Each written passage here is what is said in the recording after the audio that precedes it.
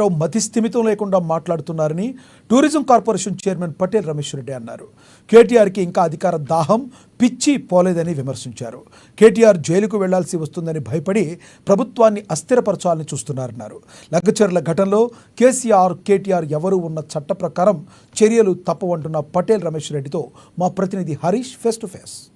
లగ్చర్ల వివాదం ఇప్పుడు సెగచర్లగా మారింది. దీనిపైన అధికార ప్రతిపక్ష పార్టీల మధ్య కూడా మాటల తూటాలు పెళ్తున్నాయి. ఇక ఇదే అంశంతో మాతో మాట్లాడేందుకు కార్పొరేషన్ చైర్మన్ పటేల్ రమేష్ రెడ్డి గారు. సో ప్రధానంగా చూడవచ్చు, ఈ లగ్చర్లకు సంబంధించి కూడా ఒకవైపు కేటీఆర్ కూడా ప్రధానమైన ఆరోపణలు చేస్తున్నాడు. ఇది ఏదైతే సీఎం రేవంత్ రెడ్డికి సంబంధించి కుటుంబ సభ్యులకు ఏదైతే ఫార్మాసిటీని విస్తరించేందుకే ఈ భూసేకరణ చేపడుతున్నాడు, అక్కడ సంబంధించిన గిరిజన రైతులను ఇబ్బందులకు గురి చేస్తున్నారని ప్రధానమైన ఆరోపణ చేస్తారు. ఏం చెప్తారు?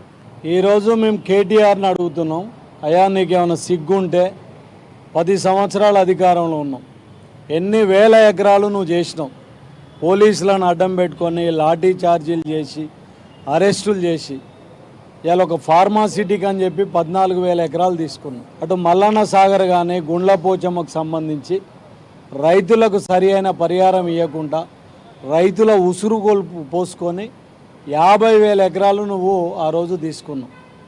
అయినా కూడా మేము ఆ రోజు రైతుల పక్షాన నిరసన తెలియజేసినాం, కానీ మీలాగా నీతి మాలిన చర్యలు అధికారుల మీద దాడి చేసే పరిస్థితి లేదు. ఇవాళ నువ్వు మాట్లాడే నైతిక అర్హత లేదు. ఇలా పిచ్చిలేసినట్టు బావబామార్దులు హరీష్ రావు గారు కేటీఆర్ గారు మాట్లాడుతున్నారు.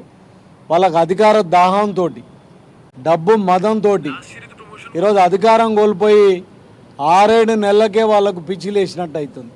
అంతే తప్ప ఇంకొకటి కాదు. ఈరోజు మీరేమో ఏదైతే ఈరియస్ కావచ్చు, ఫార్ములాకి సంబంధించిన ఈరియస్ కావచ్చు, ఏదైతే లఘుచర్యల వివాదం కావచ్చు, ఇవన్నీ సంబంధించి కేటీఆర్ పైన ఆరోపణ చేస్తున్నారు. ఆయన వాటిని కొట్టిపారేస్తున్నాడు. కాంగ్రెస్ ప్రభుత్వం కక్షాపూరిత రాజకీయాలకు తెరలేపింది.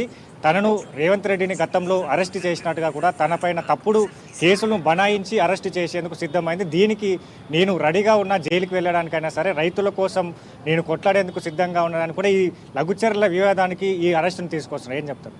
ఇలా మేము సూటిగా అడుగుతున్నాం, కక్షపూరితంగా వ్యవహరించింది మేమా? ఆనాడు రేవంత్ రెడ్డి గారు డ్రోన్లతోటి కెమెరాలు వాడిండని చెప్పి అది చిన్న కేసులో కూడా నెల రోజులు పైగా జైల్లో పెట్టారు. 120-130 కోట్లు 120 కేసులు రేవంత్ రెడ్డి గారి మీద పెట్టి రోజు కోర్టుకు తిరిగే ప్రయత్నం.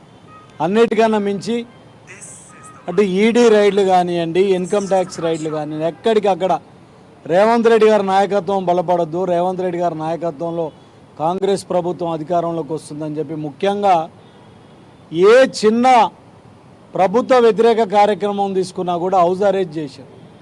ఏ ఒక్కరోజు కూడా బయటికి వెళ్ళనియలే.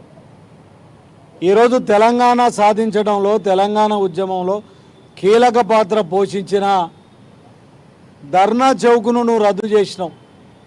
ఎక్కడికెక్కడ నీ హయాంలో ఒక ఫ్యూడల్గా, ఒక భూస్వామ్య వ్యవస్థగా, ఓ పెత్తందారి వ్యవస్థగా ఎక్కడికక్కడ ప్రజా సమస్యల మీద ప్రజా కవులు కానీ, విప్లవకారులు కానీ ఎవరైనా సమస్యలు ఎత్తితే వాళ్ళను బూట్లతోటి నలిపేసిన చరిత్ర నీది. రైతులకు సంఖ్యలు వేసిన చరిత్ర నీది. రైతుల మీద లాఠీ చార్జ్ చేసిన చరిత్ర నీది. మరి ఈరోజు నువ్వు కక్షపూరితంగా అని చెప్పి ఈరోజు మా నాయకుడు సంవత్సరం అయింది, ఏదైనా కక్షపూరితంగా అయిందా అండి?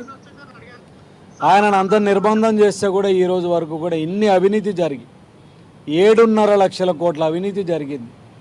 అయినా కూడా ఎక్కడ కూడా చట్టం తన పని అది చేసుకపోతుందని చెప్పి ఈరోజు అంటున్నాం. 2025లో కేసీఆర్ సైలెన్స్కి తెరబడబోతుంది.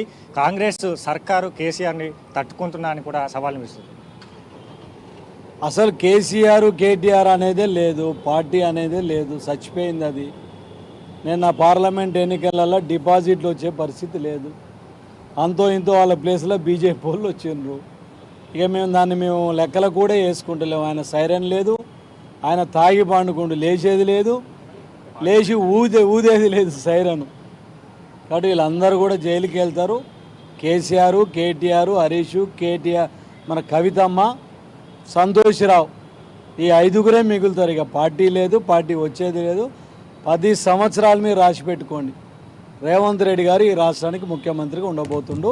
కాంగ్రెస్ పార్టీ అధికారంలో ఉండబోతుంది.